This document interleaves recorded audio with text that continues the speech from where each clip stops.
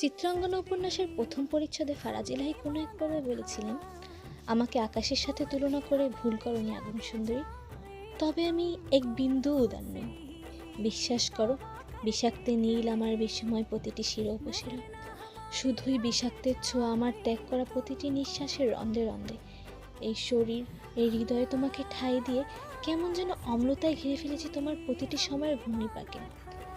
তোমার চোখে ভালোবাসার তীব্র হৃদয় কারার চাহনি আজকাল চূর্ণ বিচূর্ণ করে ফেলেছে আমার অন্তরের অন্তঃস্থল। কি করে বুঝাই বলো?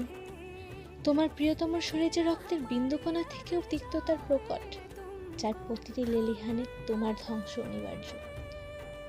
ফারাজ লিখতে জানে না, কারণ সে কবি নয়, তবুও মনে মনে বহুবার আওড়ায়, তুমি আমার কারণে কষ্ট পাবে ভাবলেও পরাণ পুড়ে, হৃদয় ভ্রমর মৃত্যু সুধায় জখম হয়। তবুও এক কথায় বলতে চাই, তুমি খারাপ আছো শুনে আমার ভালো থাকার আর ভালো নেই।